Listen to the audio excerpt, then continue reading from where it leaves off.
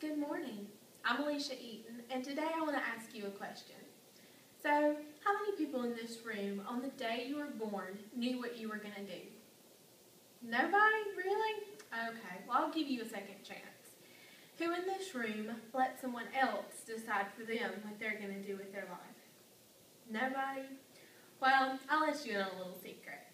I didn't know what I was going to be until about a year and a half ago, and I certainly knew that I wasn't going to let anybody else decide for me what I wanted to do. It took me a long time to figure out what it was that I really wanted out of life, what it was that I wanted to do, and I've tried a lot of different things. But I learned through those things that inspiration for life can come from anywhere, from the most unexpected places sometimes.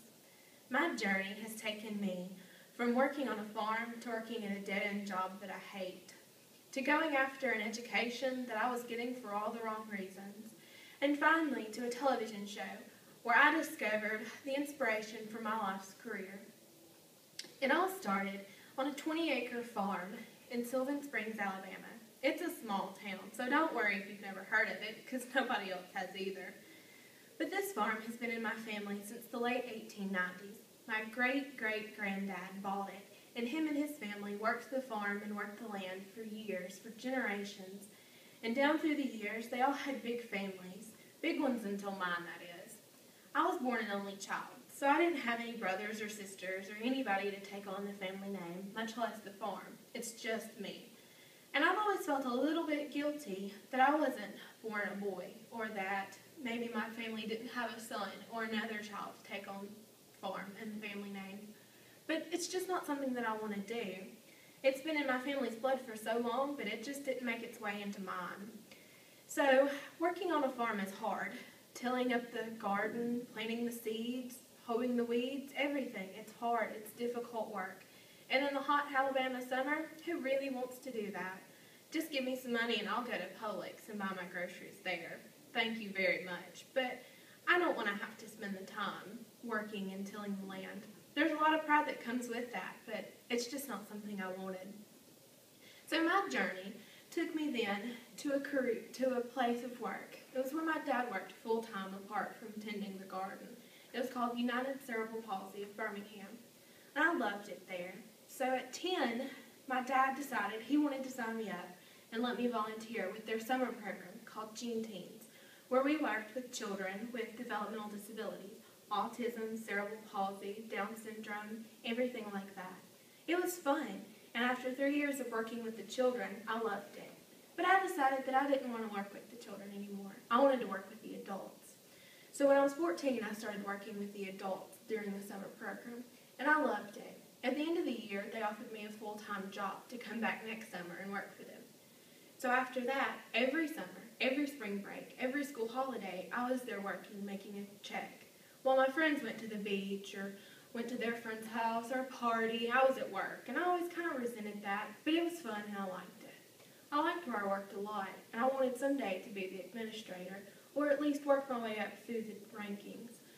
But as I began to work there full-time, I realized that probably wasn't going to happen. The things I thought about the company when I was naive and young were just not really true, and the people that I had looked up to were starting to leave the company for fear that they couldn't do anything with it either. So I knew that I had to change my career path. While I was working at UCP, I also decided to go to school and work full-time as well. So I started at the University of Alabama in Birmingham, or UAB. After attending a small public-private Christian school, going to big, loud downtown Birmingham was just a little scary thing for me. But in high school, I loved art, and these are a couple pieces that I did in high school. This one I did for one of my high school art shows, and this one I did once I got out of high school and just for the fun of it. I loved doing art, and there was nothing more that I wanted to study than something that I absolutely loved.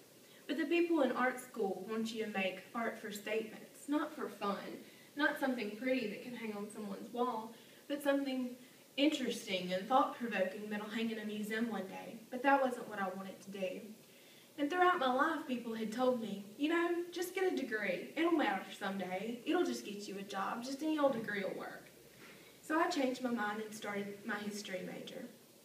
And after a few months there, I decided that really wasn't for me either. Those people were going to be lawyers and teachers, and that wasn't something I wanted to do. So I knew that I needed to find something that would work for me, something that was feasible, something that would get me a career I could fall back on.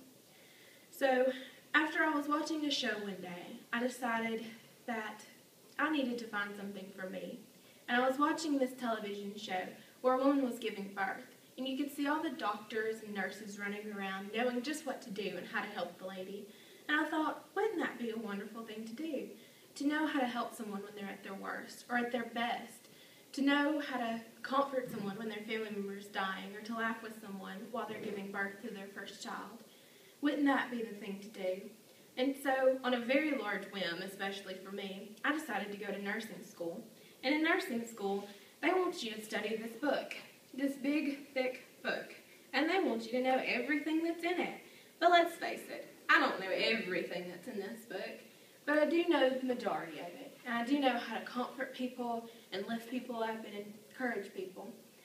So today, I'm encouraging you, if you haven't found your inspiration for life, or if you need to pick me up, look anywhere. Inspiration is everywhere, and you can find it sometimes in the most unexpected places. I found my inspiration for my career through a television show that I was just half watching one day. I'd spent several years doing other things, working on a farm, dead-end job, and education thought for the wrong reasons. But I found my inspiration through that TV show. And I just want you to know that if you need some inspiration, you can find it anywhere. Thank you.